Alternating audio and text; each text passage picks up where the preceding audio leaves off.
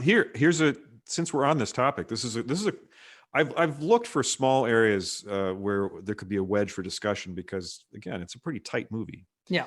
Um, there's the point where um, Luke has gotten through the barricade around Hoth. He's escaped, made his way to Dagobah, Right. and the Falcon is off on its own, running the second plot line in the movie. The Imperials are chasing the Falcon. And Vader says, he says, well, the ship's gone to the asteroid belt. We can't go in there. Asteroids do not concern me, Emma. I want that ship. So Vader's crazed about getting the Falcon. You would think because he believes that Luke is on board. But is that true? The other possibility is that he realizes because of these waves that Skywalker has escaped. He's lost him. But he's got his friends. And as long as he can get his friends, he can draw Luke to him. Yeah, so I agree. So is he confused? Does he not know that Luke is not on the ship? I think he doesn't know Luke's on the ship. And I also think that at that point, and I also think that he's confused when he goes down with the ground troops and invades the rebel base. Which is kick-ass. Which is awesome because visually it's awesome because it's a background and there's one character who is in onyx, just jet black against all of this white. And it's just such a personification of evil. It's a wonderful visual, right? The whole movie is like that. I saw so many things. I'm not a cinematographer and I'm not a devotee of cinematography, but there are, when you've seen a movie a million times, you can be on the lookout for those sorts of small things. Right. And was it Kirshner? I don't know who decided on how to set up these shots. They are masterful. There are just times when the camera will pan up a little bit or it'll move down a little bit. So for instance, like when Luke's getting in the X-Wing and the hood is coming to the top is coming down and the camera just goes down a little bit. You didn't have to do that, but it gives you this feeling of motion with the ship. It's really tiny stuff like that that's throughout the movie that shows me that it was under the hand of a real expert. A good director of photography, like whoever's operating the camera, great camera operators, everything like that, whoever's looking through that lens. And they've also, there's a great scene where when Yoda says, no, there is another, right? When Luke is, he's lit by red just for a moment. They don't even have to show the X-Wing taking off. They saved themselves $100,000 or whatever. Totally. That's exactly what I thought. I thought the same thing. Lit. And it's all lighting. It's all lighting and sound. It has. That's right. There's no scenery. There's absolutely no other scenery in that particular shot. Yep. But it's powerful for a number of reasons. One, he's briefly lit by the glow of the receding engines, but also as Luke leaves, both Ben and Yoda are cast in darkness. It goes that scene ends with complete blackness, and it tells us. That's cinematic foreshadowing right there. It tells us that chapter is closed. Closed. We will not be seeing these characters again. Ben said, I cannot help you. Right. I cannot help you. And now we know Ben is not coming back. It's like the beginning of A Christmas Carol. It's when Dickens says, Jacob Marley was deader than a doornail. He was dead, dead, dead, dead. He says it like 5 different ways, 5 times, because if we don't know that Jacob Marley's dead, the ghost isn't real, right? Okay, so it could be Jacob Marley dressed as a ghost. No, it's a ghost, okay? That's what so he needs to establish that. Luke can't call on Ben's help. Luke's all alone. And he needed to have the character say that because in the last movie, Ben helps him out when he's flying down the trench. Yeah. So you could reasonably expect Luke gets in a tight spot, he's going to get a hand. So it was important for them to make that clear and otherwise, as the audience, you might be left there wondering like, well, why aren't they coming out to support him? Why aren't they cheering him on? That's right. No, absolutely. Good point. Really good point. Now we don't know why Ben can't help him or no one can help him. I would assume if I were to read between the lines, this is part of your path of becoming a Jedi. You, in the next movie, they say you must confront Vader again. Yeah. So One thing remains. this is part of the path that Luke must take, and he has to, as part of the hero's journey, he has to do it alone. Sure. Confront your greatest fear, right? Mm-hmm. You have controlled your fear. Obi-Wan has taught you well. You have controlled your fear. Now release your anger. Only your hatred can destroy me. I had a fencing instructor who said that. He said, if you can make your opponent emotional, you've won. Sure. You win. Well, I think that's true in almost any like chess. You're a great chess player. I know how. Oh, okay. I know. Let's put it this way. You always beat me. I played chess for a while. I haven't played in years, but thank you for the compliment. I know how to play chess, but I'm a terrible chess player. And it's one of those games where if you can rattle your opponent, it's there's always that mind, the psych out of any game. If you can get into your opponent's head, you can throw them off their game, disrupt their the flow that they're in. I have this in my notes. There's the story about the fencing instructor, but then I used to shoot pool with these guys on Tuesday nights, and it was not about the table. It was not about what you were doing on the table. There's this really terrible story about my friend John and my friend Leo, and Leo was crushing. He was just on every week. We kept score. He was just getting 30s. That's the highest score you could get. And John, very competitive. And all of those guys were really competitive. He went up to Leo at one point and said, Leo, you're really shooting well this year. I just, there's one thing though. When you're lining up the ball, just take a deep breath. Think about your breath when you do that. Screwed him up for the rest of the season. Because every time Leo get over the ball, he'd be like, John got into his head. Yeah. It was so evil. It was so classic evil. I'm like, John, that's really wrong what you just did, man. That's just terrible. He's like, well, I had to do something. He was going to win. I'm like, oh, that's horrible. Mm-hmm. Mm-hmm.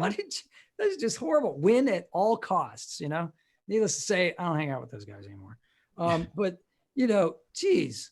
Okay. So we covered we sort of covered the hologram thing. It just irks me, but the pivotal scene we've already hinted at, and I would love to go into this in detail with you, is when Vader jump scares Luke, right?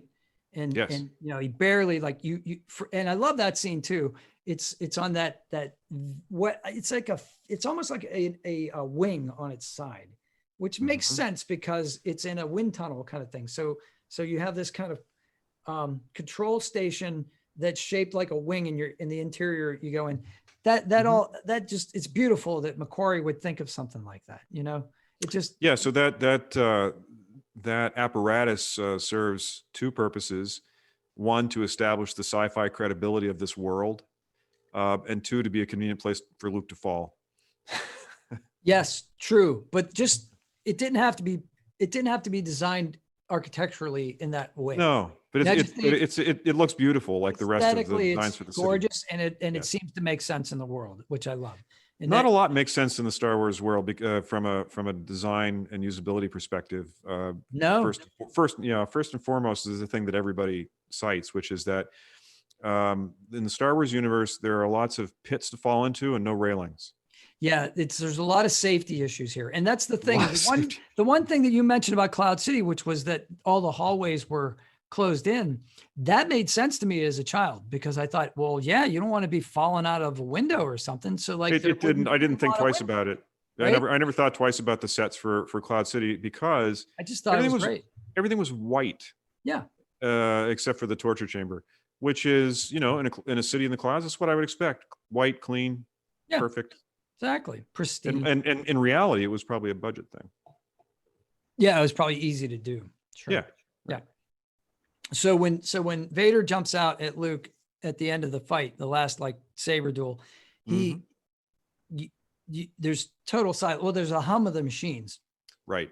He's walking into something.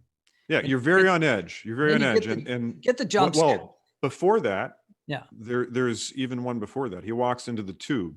Yeah. And then the lights flicker on all the way down the tube. That's another really cool cinematic thing. It was just they're creating this sense of something's going to happen. It's tense. You don't know where it's going to come from, and then, like you said, the doors. the doors close in the famous Star Wars doorway, where if you don't get out of the way in time, you're going to be chopped in half. Doors are very dangerous in Star Wars. Very. But that was the one slight put you on the edge of your seat thing before the jump scare, where Vader instantaneously ignites the saber and lunges. And I watched the scene a couple times. There's just a moment where you hear his breath before you hear the saber drop. Yes, so that's right. That's right. It's like, you know? Exactly. And so was he holding his breath the whole time? I'm going to say yes. So was he pressing a button on his machine where he was like, I'm going to say that we have to assume that whatever's on his chest is controlling various things that are keeping him alive. Right. Not least of which is something that is helping him to breathe. So I would assume that it's like an astronaut suit in which you can dial it up, dial it down. So let's just say he hit the pause button. That's what I'm guessing. Yeah. So he does that. He goes into a rage. This is the first time we've actually seen Vader, like, he's losing it. Using the dark side. Everything before this was parlor tricks. He's throwing stuff at Luke. He breaks the window, the whole thing, but he's playing with him. Now he's attacking. He's attacking him. At first he was defending, up in the carbonite chamber. Carbonite chamber. That's all. Let's see what this kid's got. Yeah, he's level just purely 1. testing. Yeah, purely testing. Exactly. Level 1. He's one-handed with the saber the whole time. One-handed. But he underestimated him at first. So when he gets Luke into the chamber, he throws the switch. Yes. All too easy. Yeah. He thinks it's done. That was a piece of cake. Right. Mm-hmm. So then, you're saying when they get to the next encounter, after the kind of spooky part where nothing's happening for a while, he's going to reappear, but don't know where. There's a little more dueling, which is more intense, but then Vader still has the saber ignited and he just lowers it. And that's the point at which he says, I'm done playing. And then he starts I'm just going to, you think you know about the Force? You think you're a Jedi? I'm just going to start hurling shit at you. Well, it's level 2. So he's like, okay, we know that Yoda was training him in telekinetics because he's moving the rocks around. He even lifts R2. And then, of course, the classic scene, of course, where he pulls Yoda pulls the X-Wing out. The X-Wing out, right. So we went into great detail in a previous conversation. But which now I'm distracted because I can see it in my mind. But but it's level 2. He's like, okay, now let's see what you can do with this. I'm going to throw objects at you. So he loses concentration. He gets hit a couple times, and after he's hit on the shoulder, he's just flailing. He can't do it. It's over at that point. Timing's off. He doesn't even know when the next one's coming. He can't deflect it. It's obvious that he can't do 2 things at once. He's an okay duelist, but he's no good when people are throwing rocks at him also. Mm-hmm. So then the third one, and Vader just on the attack and just awesome, aggressive, boom, boom, boom. Try this, and this. And all the time Luke's backing up, right? All the time. Finally knocks, Luke falls backwards, and he's back on the catwalk, and Vader sticks his saber point into his face, almost to his nose, and says, "You are beaten." Yes. Right? It is useless to resist, which has been corrupted by Star Trek into resistance is futile. Right? So if I remember at that point, he is able to, Luke is able to start the sword again, bat Vader's blade away, get back up, and he scores a hit on Vader's shoulder. He does. And on his armor, I assume. On the armor, you assume it seems to be up around the top where this plate is, and you hear him actually go, "Oh!" He's gotten hit. He felt that one. Right. And that's just before he's like, "Okay, I'm done. It's over. Now it's over.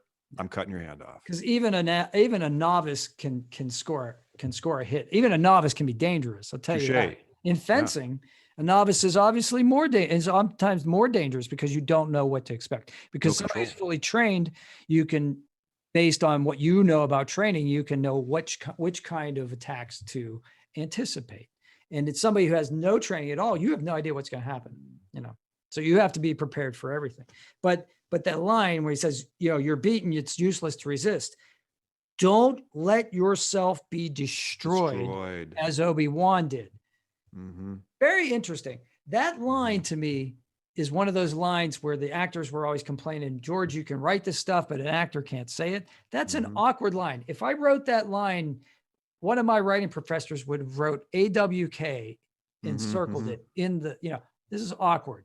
However, it's accurate because Vader is not taking credit for killing Obi-Wan. He's saying, don't let yourself be destroyed as Obi-Wan did, right? He's not saying, I killed Obi-Wan, I'll kill you too, because Obi-Wan didn't. He let himself be killed, right? That's right. Yeah. So this is like really, that's a subtle line, but Lucas is working here, like he's thinking about this. Or actually, if Lucas didn't write that, there were two people who were credited with writing the script, and Lucas is not one of them. It's story by Lucas in the credits. So it may have been somebody else who writes this line. I don't know, but so that's something that something I'm very curious about, because we know from the prequels that Lucas writes just horrifying dialogue. It was not to get too far afield. I want to stick with Empire, but this is everything. Yeah, this is an illustration, case in point, where I would hate to think that one of the great successes of Empire was because he didn't direct it, and that there were script treatments done by others, even though he supplied all the plot points. Right. And like, I want it to go this way, I want it to go that way. By the way, I'm busy filming Raiders. Take care of it for me. The dialogue in Empire is mostly works great. It feels like it's spoken by human beings. It's not as awkward and stilted as most of what Lucas writes. Not really. It just feels super polished in a way that movies that he directed himself never do. Yeah, it feels like the actors are on their game. It feels like the writers are on their game. It just feels like there's a bunch of pros doing this. And what's interesting is in the credits. So I watch credits because I just do. And I'm watching the credits and I'm realizing that, okay, so they show the cast, 3 names: Mark Hamill, Harrison Ford, Carrie Fisher. Mark Hamill as Luke Skywalker, as Han Solo, as. They get paid more money for that now. I know. Fisher.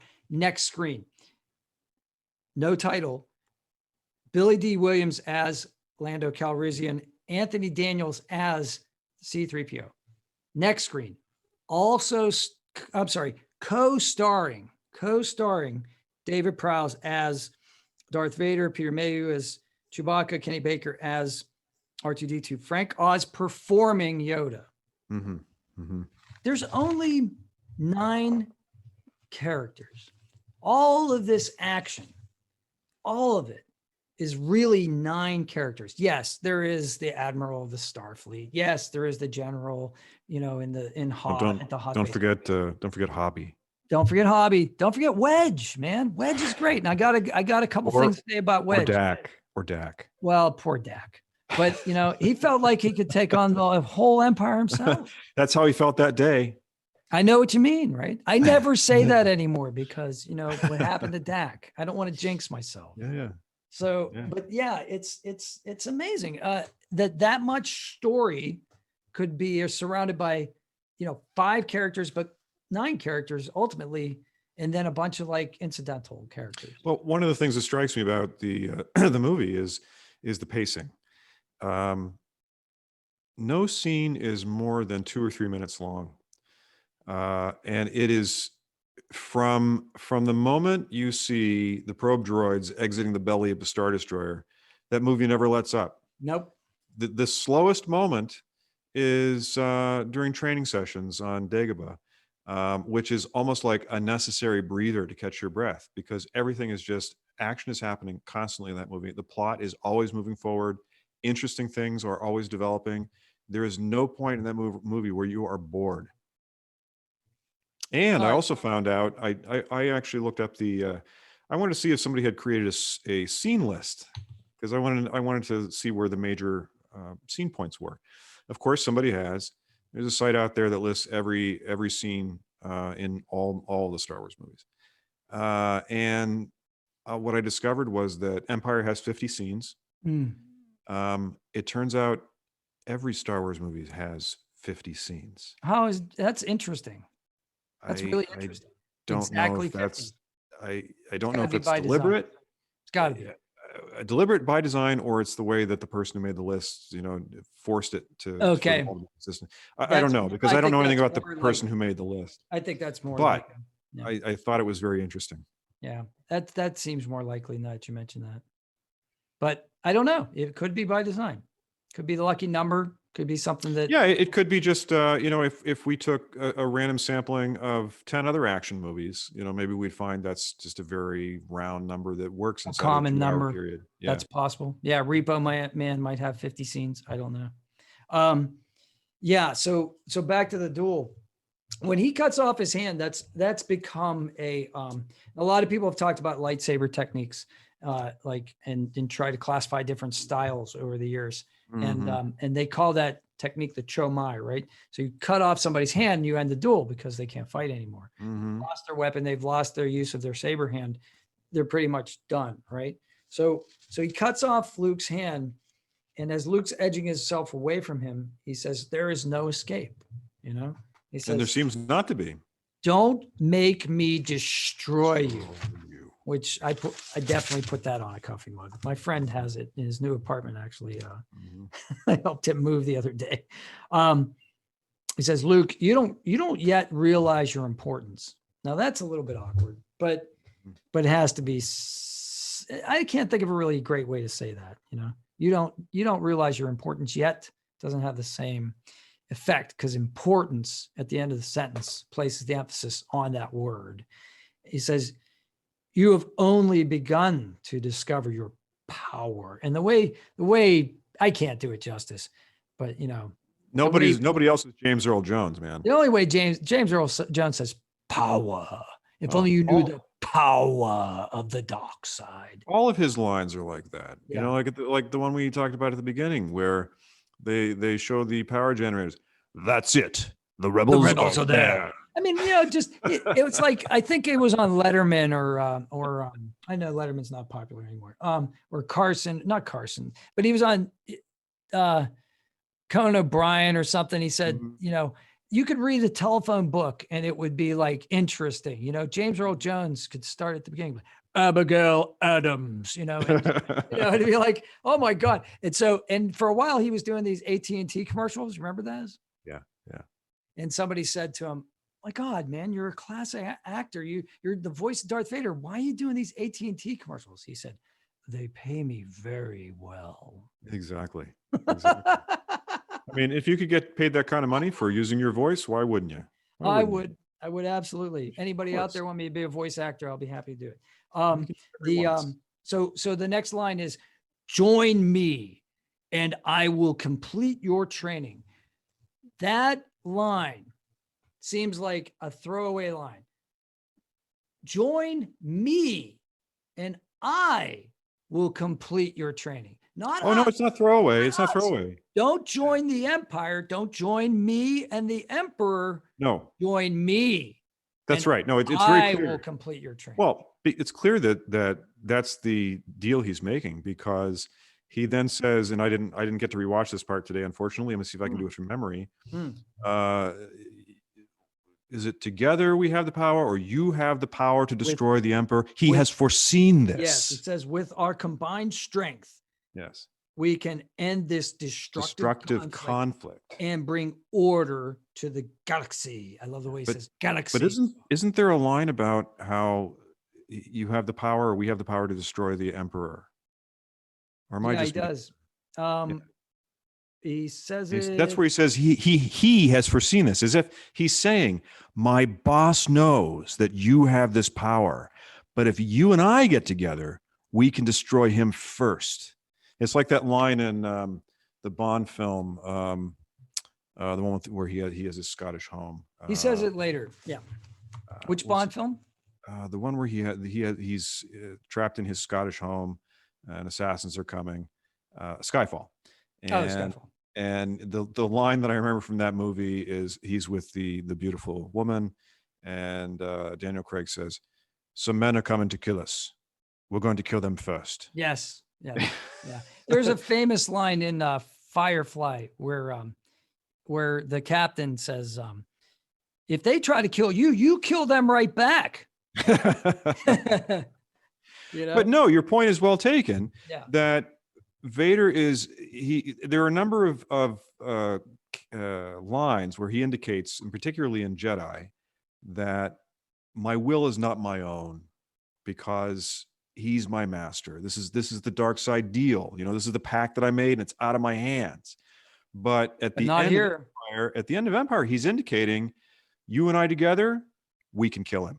Yeah. And this is what the Sith do all the time. This is, there are stories about this in the prequels where this is apparently the way that the Sith do each other. Yeah, Vader has a plan. Okay. And that's the thing. That's what makes Vader so interesting to me in this movie. Okay. He's not the monolithic master of darkness. He is an individual who has a vision and a plan. And yes, from a certain point of view, to quote Obi-Wan in the third film, in episode 6, Return of the Jedi, it seems evil, but ultimately he sees it as a desirable outcome, order to the galaxy.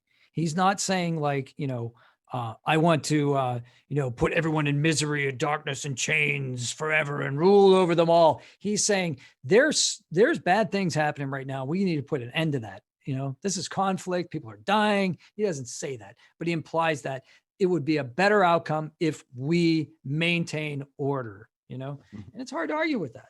I mean, it is hard. And for a young kid like Luke in this situation, he's just had a couple of huge shocks. He's just lost his hand. He's just found out that Vader's his father. Well, not yet. Oh, right. But it does seem like a deal worth considering. Sure. If you're him in that moment, that might not seem like a bad thing. Well, because otherwise you might die. Luke has the next line. Luke says, "I'll never join you." I'll never join you. And Luke's still thinking, because all the knowledge he has is Obi-Wan and Yoda. Right. He doesn't know anything else. So, so Luke's, only got that. Vader says, "If only you knew the power of the dark side." And he, of course, and you have to do this because the clenched fist is the big part of that camera shot. So I brought out my gauntlet just so. Yeah, there you go. If only you knew the power of the dark side. Yeah. It's a great shot. I mean, it's amazing. And then he says, "Obi-Wan never told you what happened to your father." He told me enough. He told me you killed him. No, I am your father. That's impossible. Search your feelings. You know it to be true. So the very first meme I ever put on Facebook was the other day. And a friend of mine posted shrimp. He's like, fun shrimp facts. Shrimp are born with the innate ability to fry rice, And so I had the first comment and I pulled up Luke's that moment. No, that's not true.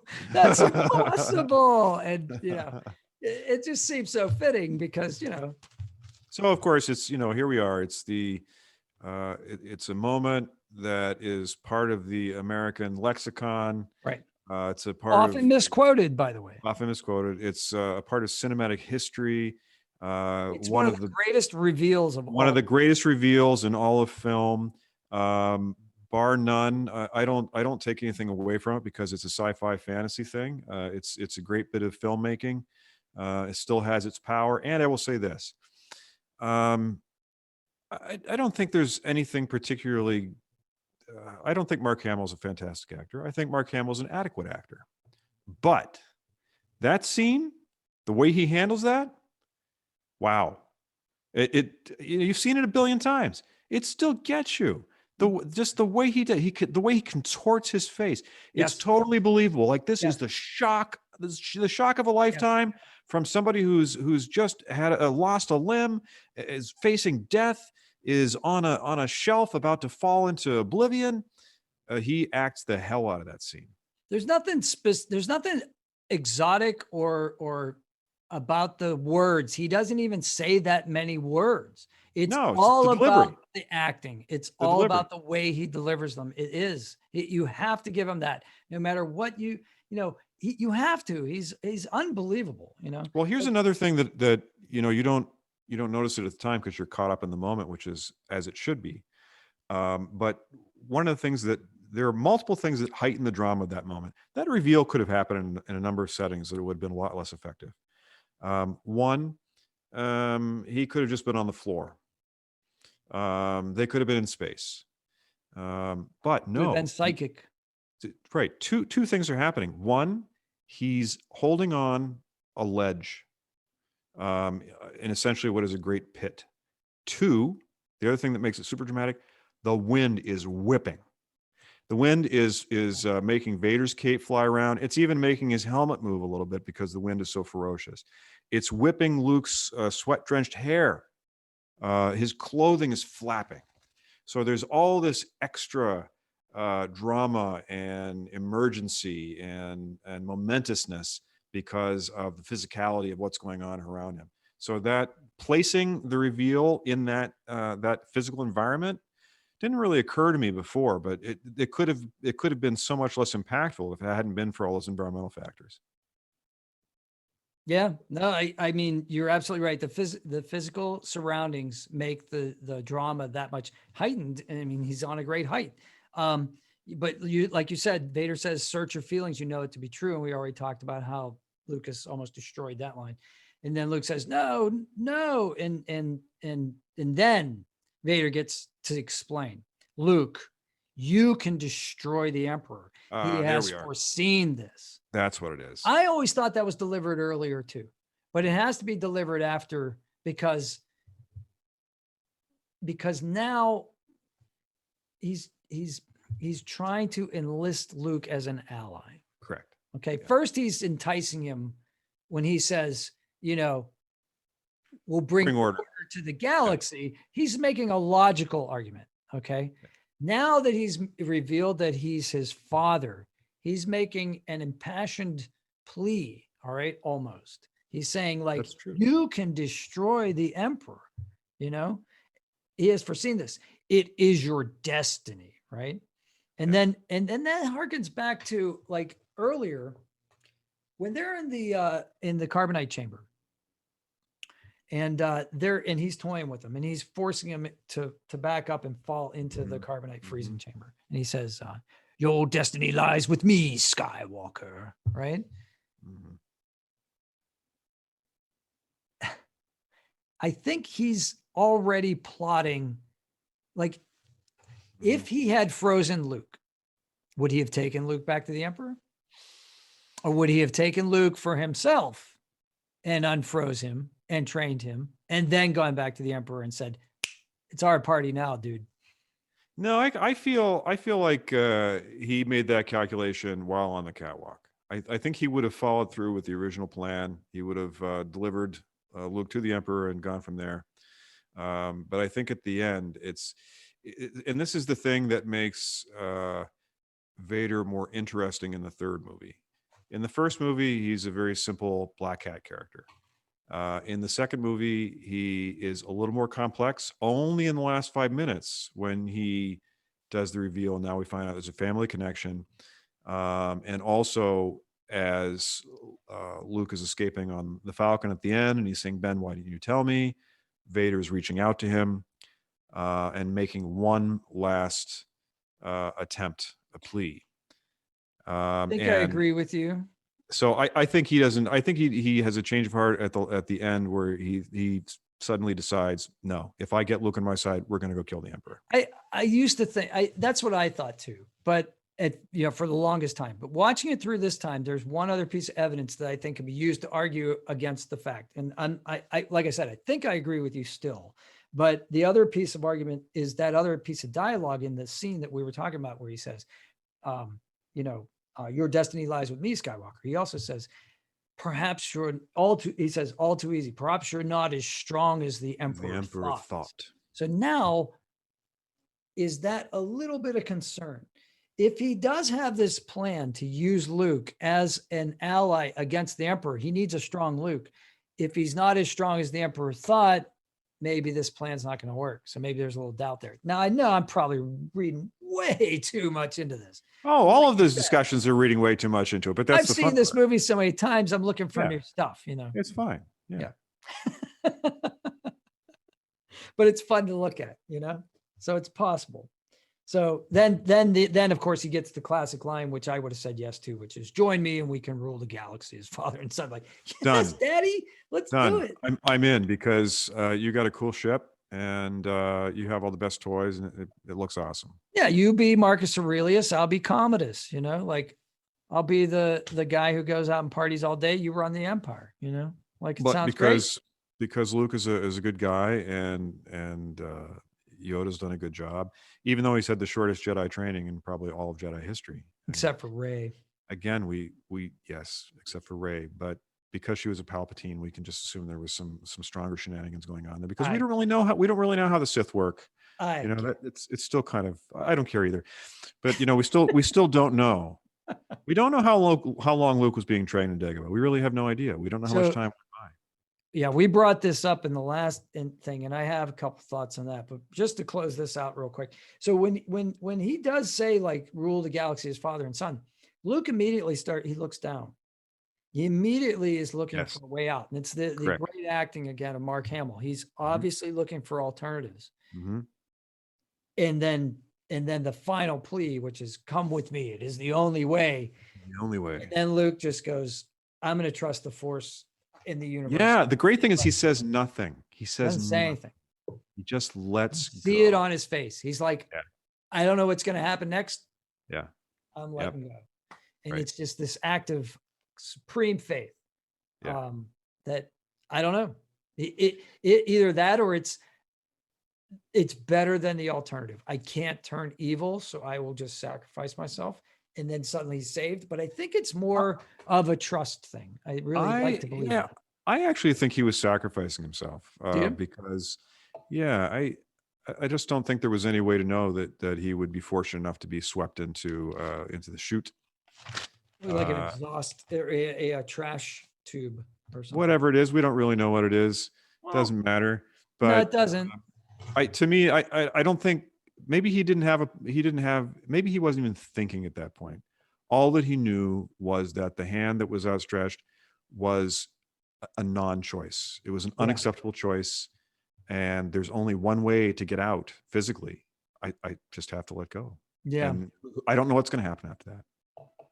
I guess we've all been in that spot, huh? Where we just have to like make a choice and just say, I can't see around the bend. I don't know what's up next. All I know fortunately, those sorts of inflection points in life don't have the kind of physical risks that being on a catwalk in the middle of the reactor event or whatever it is of Cloud City. But I think it was just resignation that the option of joining Vader couldn't be done. There was no alternative. So I think I've fully exhausted that scene. So thank you for going through that, because there were a bunch of things I've always wanted to express about that scene, and I think we did a really good job. It's a great scene, and it's some of the lengthiest dialogue or exchange that Vader has throughout the entire. We find out so much about Vader by him doing it too. We know his motivations. We understand that he's a logical character with a believable backstory, and we can sympathize somewhat with his motivation. Somewhat, because he's not pure evil. He's a rational actor, as you just said. He's capable of being a character that's not just a simple black hat. Yeah. So here's an interesting insight, and I might have told you this before. When the original movies were re-released in anticipation of the prequels coming out, I had a chance to see them all back in the theater, which was great. Yeah.